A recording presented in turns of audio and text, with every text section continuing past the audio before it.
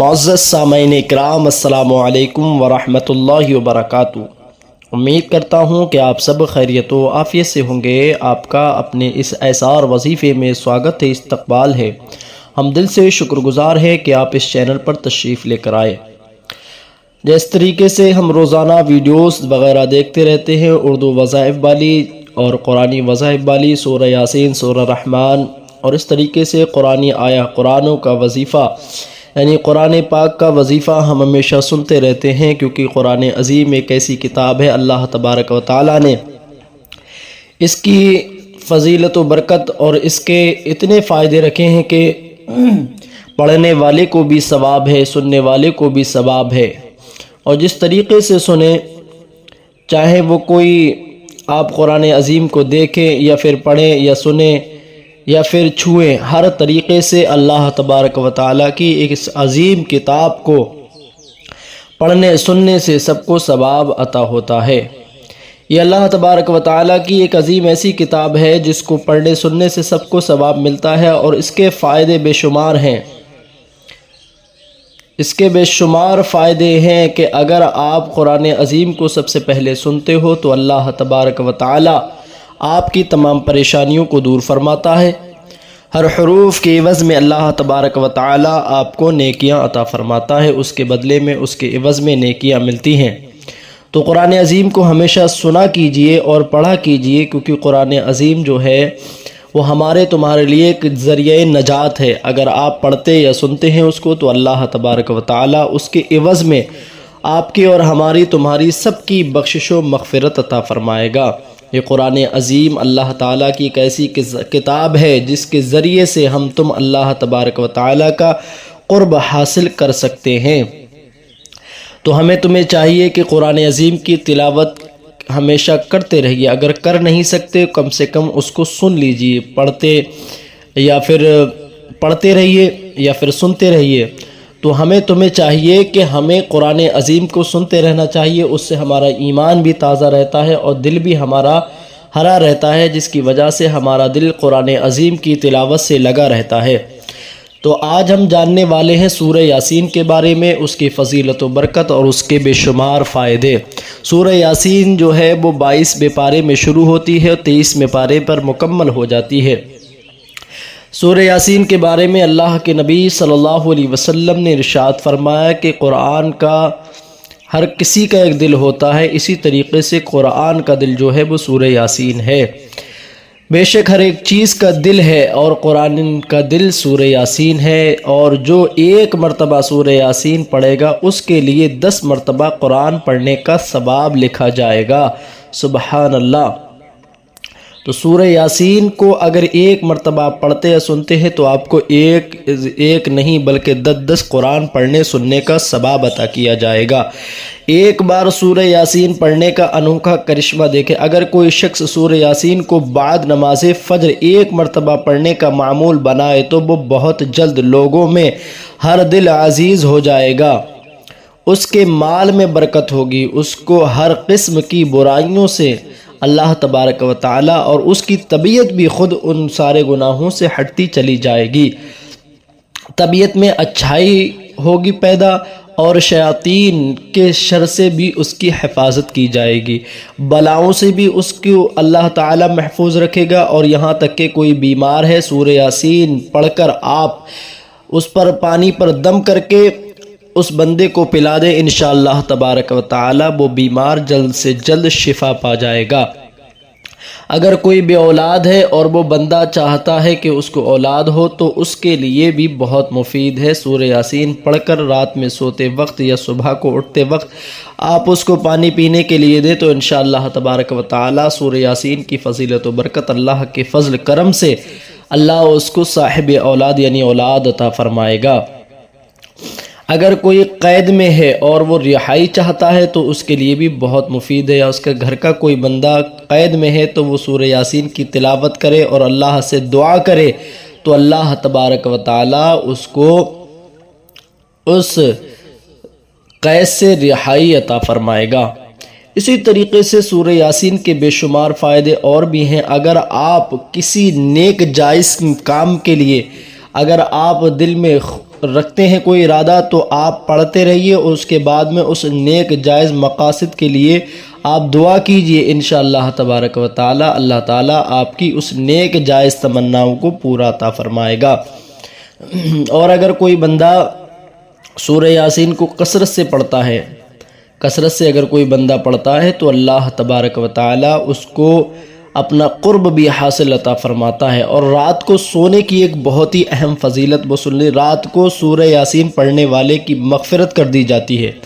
اب یہ میں اس کے بارے میں آپ کو بتاتا ہوں کہ حضرت جندب رضی اللہ تعالیٰ عنہ سے روایت ہے کہ رسول اللہ صلی اللہ علیہ وسلم نے ارشاد فرمایا کہ جس شخص نے سورہ یاسین کی رات میں اللہ کی رضا کے لیے اگر تلاوت کی پڑھی تو اس کی مغفرت کر دی جائے گی۔ سبحان اللہ! سوچے ذرا سورہ یاسین کے کتنے بے شمار فائدے ہیں، اگر آپ پڑھتے یا سنتے ہیں تو اللہ تبارک و تعالی آپ کی بخشش و مغفرت فرما دے گا۔ تو اسی لیے آپ کو چاہیے کہ ہمیشہ سورہ یاسین کی تلاوت کرتے رہنا چاہیے، پڑھتے رہنا چاہیے۔ اور اس کی ایک اور خاص فضیلت سن لیجیے، شب جمعہ میں جو سورہ یاسین پڑھے گا، حضرت سیدنا ابو ہریرہ رضی اللہ تعالیٰ عنہ سے روایت ہے کہ شہنشاہ مدینہ صلی اللہ علیہ وسلم نے ارشاد فرمایا کہ جس نے شب جمعہ میں سورہ یاسین کی تلاوت کی اس کی بھی مغفرت کر دی جائے گی۔ سبحان اللہ! تو سورہ یاسین کو پڑھتے رہیے اور اللہ تعالیٰ سے دعا کرتے رہیے، اور اس کے کچھ اور بے شمار 10 فائدے اور سماعت کر لیں۔ دیکھیں سورہ یاسین کی برکت دیکھیں اور اس کی 10 فائدے اور 10 برکات دیکھیں۔ سید الانبیاء صلی اللہ علیہ وسلم سورہ یاسین پڑھو، اس میں 10 برکات ہیں۔ حضور اکرم صلی اللہ علیہ وسلم نے حضرت علی سے فرمایا، اے علی سورہ یاسین کو پڑھو، اس میں 10 بڑے برکات ہیں۔ ایک یہ، اگر بھوکا پڑے گا تو سیراب ہو جائے گا، سیر ہو جائے گا، پیاسا پڑے گا تو سیراب کر دیا جائے گا، ننگا پڑے گا تو لباس سے محروم ہوگا تو اس کو لباس عطا کر دیا جائے گا، کنوارا پڑے گا تو شادی اس کا نکاح جلد سے جلد ہو جائے گا، اگر خوف زدہ پڑے گا تو امن پا جائے گا، اگر قیدی پڑے گا تو رہائی پا جائے گا، مسافر پڑے گا تو سفر میں اس کی مدد کی جائے گی، جس کا سامان گم ہو گیا وہ پڑے گا تو اس کو اپنا سامان مل جائے گا، مریض پڑے گا تو شفا پا جائے گا، میت کے پاس پڑے گا تو اس سے اللہ تعالی اس کے عذاب میں تخفیف کر دے گا۔ سبحان اللہ! اور اس کی بخشش و مغفرت بھی کر دیا اگر اللہ کی رضا ہو تو۔ سوچے ذرا، یہ قرآن عظیم کوئی ایسا ہی نہیں بلکہ اللہ تبارک و تعالی نے اتنی عظیم اس سورہ مبارکہ کو فضیلت و برکت بخشی ہے۔ اگر آپ پڑھتے ہیں سنتے ہیں تو اللہ تبارک و تعالی آپ کے اوپر بے شمار رحمتیں اور فضیلتیں اللہ تعالیٰ اپنا کرم فضل سب فرمائے گا۔ تو اس لیے آپ اس کو سنا کیجئے، پڑھا کیجئے، اللہ تعالیٰ ہم سب کو رحم عطا فرمائے اپنے اوپر، ہمارے اوپر۔ آئیے ہم سورہ یاسین کو پڑھتے ہیں، آپ سماعت کیجئے۔ اعوذ باللہ من الشیطان الرجیم، بسم اللہ الرحمن الرحیم۔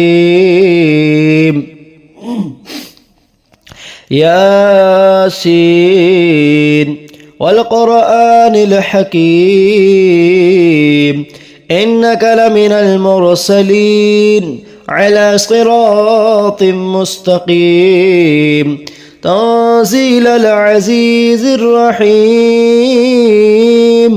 لتنذر قوما ما انذر آباؤهم فهم غافلون لقد حق القول على أكثرهم فهم لا يؤمنون إنا جعلنا في أعناقهم أغلالا فهي إلى الأذقان فهم مقمحون وجعلنا من بين أيديهم سدا ومن خلفهم سدا فأغشيناهم فهم لا يبصرون وسواء عليهم أنذرتهم أم لم تنذرهم لا يؤمنون إنما تنذر من اتبع الذكر وخشي الرحمن بالغيب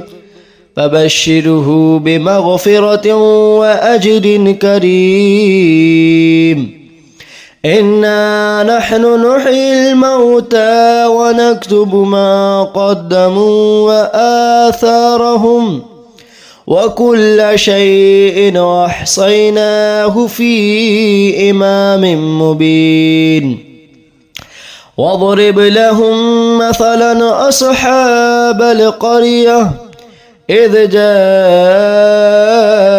المرسلون إذ أرسلنا إليهم 2 فكذبوهما فعززنا بثالث فقالوا إنا إليكم مرسلون قالوا ما أنتم إلا بشر مثلنا وما أنزل الرحمن من شيء إن أنتم إلا تكذبون قالوا ربنا يعلم إنا إليكم لمرسلون وما علينا إلا البلاغ المبين قالوا إنا تطيرنا بكم لئن لم تنتهوا لنرجمنكم وليمسنكم منا عذاب أليم قالوا طائركم معكم أئن ذكرتم بل أنتم قوم مسرفون وجاء من أقصى المدينة رجل يسعى قال يا قوم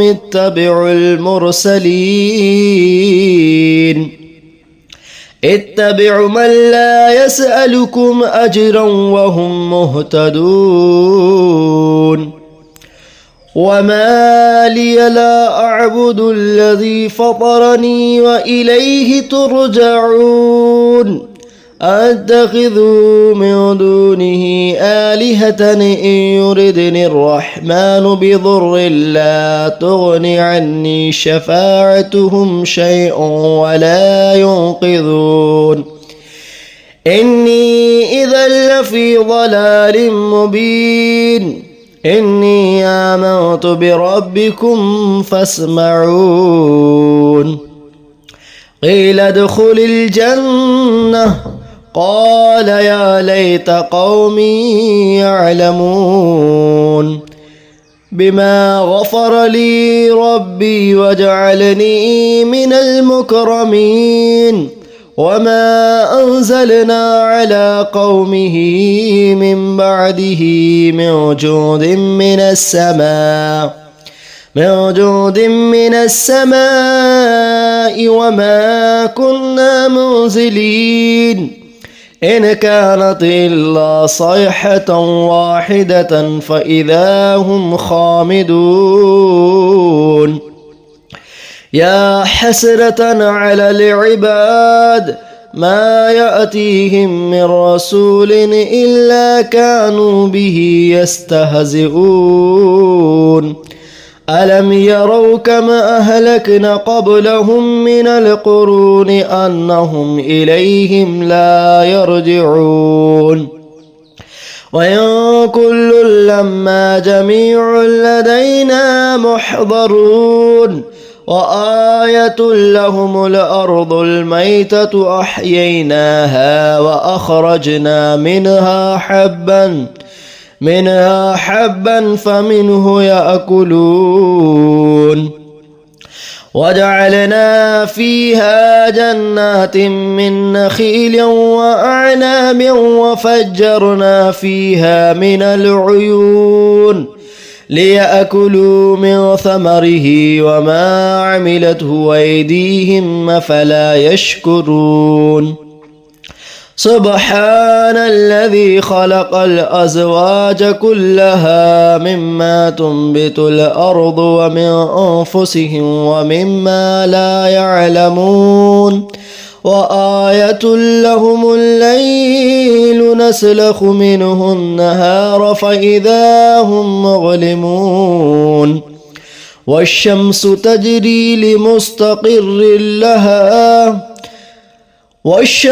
تجري لمستقر لها ذلك تقدير العزيز العليم والقمر قدرناه منازل حتى عاد كالعرجون القديم لا الشمس ينبغي لها أن تدرك القمر ولا الليل سابق النهار وكل في فلك يسبحون وآية لهم أنا حملنا ذريتهم في الفلك المشحون وخلقنا لهم من مثله ما يركبون وإن نشأ نغرقهم فلا صريخ لهم ولا هم ينقذون إلا رحمة منا ومتاعا إلى حين وإذا قيل لهم اتقوا ما بين أيديكم وما خلفكم لعلكم ترحمون وما تأتيهم من آية ربهم إلا كانوا عنها معرضين وإذا قيل لهم أنفقوا مما رزقكم الله قال الذين كفروا للذين آمنوا أنطعم من لو يشاء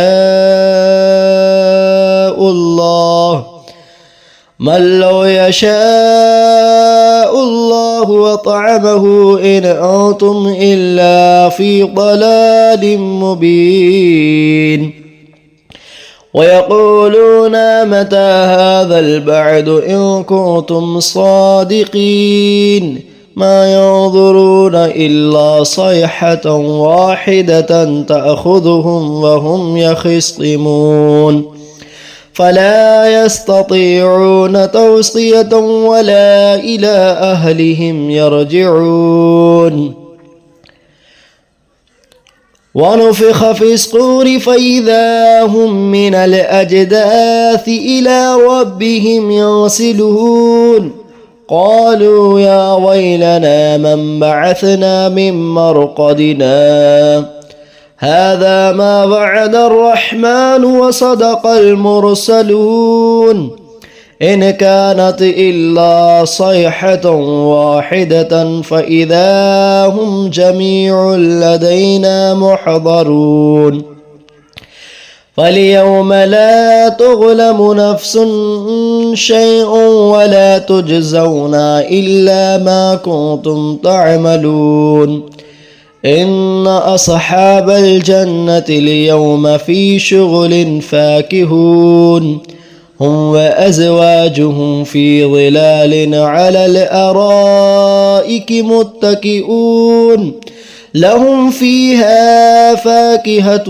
ولهم ما يدعون سلام قولا من رب رحيم وامتازوا اليوم أيها المجرمون ألم أعهد إليكم يا بني آدم ألا تعبدوا الشيطان إنه لكم عدو مبين وأن اعبدوني هذا صراط مستقيم ولقد أضل منكم جبلا كثيرا أفلم تكونوا تعقلون هذه جهنم التي كنتم توعدون اصلوها اليوم بما كنتم تكفرون اليوم نختم على أفواههم وتكلمنا أيديهم وتشهد أرجلهم بما كانوا يكسبون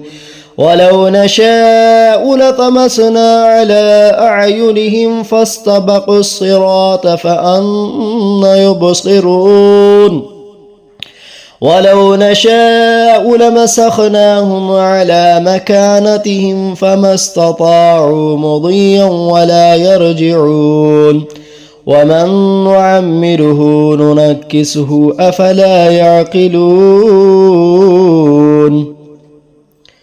ومن نعمره ننكسه في الخلق أفلا يعقلون وما علمناه الشعر وما ينبغي له إن هو إلا ذكر وقرآن مبين لينذر من كان حيا ويحق القول على الكافرين أولم يروا أنا خلقنا لهم مما عملت أيدينا نعاما فهم لها مالكون وذللناها لهم فمنها ركوبهم ومنها يأكلون ولهم فيها منافع ومشارب أفلا يشكرون واتخذوا من دون الله آلهة لعلهم ينصرون لا يستطيعون نصرهم وهم لهم جند محضرون فلا يحزنك قولهم إنا نعلم ما يسرون وما يعلنون أولم ير الإنسان أنا خلقناه من نطفة فإذا هو خصيم مبين وضرب لنا مثلا ونسي خلقه قال من يحيي العظام وهي رميم قل يحيي الذي أنشأها أول مرة وهو بكل خلق عليم الذي جعل لكم من الشجر الأخضر نارا فإذا أنتم منه توقدون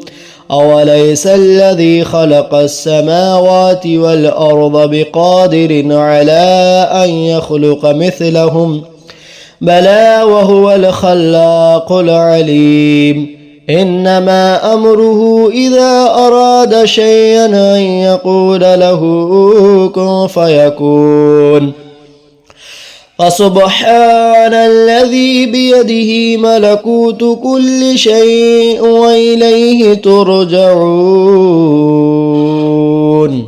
آپ نے سورہ یاسین شریف کو سماعت کیا. آئیے اب حضرات سب لوگ مل کر دعا کرتے ہیں. سورہ یاسین کو ہم نے جو پڑھا ہے اللہ تبارک و تعالیٰ سب سے پہلے ہمارے اس پڑھنے میں جو غلطی خامیوں سے معاف عطا فرما. یا اللہ ہماری سورہ یاسین پڑھنے کو اپنی بارگاہ میں قبول عطا فرما. حضور اکرم صلی اللہ علیہ وسلم کی بارگاہ میں پیش کرتے مولا قبول عطا فرما. حضور کے وسیلے سے تمام انبیاء کرام، رسولان نظام، خلفائے راشدین، صحابہ کرام، صحابہ، صحابیات، اصحاب کہف، اصحاب صفہ، حضور کے اہل بیت اطہار، حضور کے جانثاروں کی بارگاہ میں پیش کرتے قبول عطا فرما. یا اللہ تبارک و تعالیٰ سورہ یاسین پڑھی سنی ہے جس نے یا اللہ سب کے کاروبار میں، رزق میں، کمائیوں میں، دکان و مکان میں برکت عطا فرما. یا اللہ جن کے کاروبار نہیں چل رہے ان کے کاروبار میں برکت، ترقی عطا فرما. رکاوٹیں ہیں، بندشیں ہیں، اللہ اس کو دور عطا فرما. یا اللہ سب کے گھر میں رزق میں برکت عطا فرما. یا اللہ سب کی دلی آرزو جائز تمناؤں کو پورا عطا فرما. ہر بلا ببا سے سب کی حفاظت عطا فرما. ایمان، عقیدے، جان، مال، عزت، آبرو کی حفاظت فرما. مولا تبارک و تعالی حالات ہندوستان کو بہتر عطا فرما. بھائی چارے کے ساتھ رہنے کی سب کو توفیق عطا فرما. یا اللہ نا اتفاقیوں کو دور عطا فرما. ہم سب کے مولا ایمان میں تازگی پیدا عطا فرما. سورہ یاسین پڑھنے سننے کی مولا توفیق عطا فرما. قرآن عظیم کا قاری بنا دے. ہمیں 5 وقت کا نمازی بنا دے. دین کا غازی بنا. یا اللہ ہم سب کا خاتمہ بالخیر عطا فرما.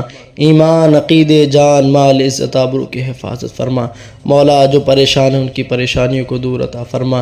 جو قید میں ہیں انہیں رہائی عطا فرما. علامہ قمر غنی صاحب کو رہائی عطا فرما. یا اللہ تبارک و تعالیٰ جو بے اولاد ہیں ان کو نیک صالح اولاد عطا فرما. جو پریشان ہیں ان کی پریشانی کو دور فرما. جو بے کاروبار ہیں ان کے کاروبار عطا فرما. جو کاروبار والے مولا ان کے کاروبار میں برکت، ترقی عطا فرما. ان کے کاروبار کی حفاظت عطا فرما. یا اللہ تعالیٰ جو غیر مقدمے میں پھنسے ہوئے ان کو رہائی عطا فرما. جو اولاد والے ہیں ان کو اپنے والدین اپنے بچوں کا فرما بردار بنا۔ یا اللہ ہم سب کا خاتمہ بالخیر عطا فرما دے، ہم سب کو اہدنا الصراط المستقیم پر غامزن عطا فرما دے، دکھا دے یا الہی وہ مدینہ کیسی بستی ہے جہاں پر رات دن مولا تیری رحمت برستی ہے۔ یا اللہ ہم سب کا خاتمہ بالخیر عطا فرما، جب دم ہو آخر ہو یا اللہ۔ اس سے پہلے دو چیزیں، اگر اس چینل پر نئے ہیں تو چینل کو سبسکرائب کر لیجئے، ویڈیو کو لائک کر دیجئے اور حوصلہ افزائی کے لیے کمنٹس کر دیجئے، بیل آئیکن کو پریس کر دیجئے تاکہ آنے والی ویڈیوز جیسی آئیں آپ اس کو دیکھ لیں، اس سے فائدہ اٹھا لیں، اپنے دوست احباب تک ضرور پہنچائیں۔ ملتے ہیں جب تک کہ اگلی ویڈیو میں۔ اللہ حافظ۔ چلیے ملتے ہیں دوستو اگلی ویڈیو میں۔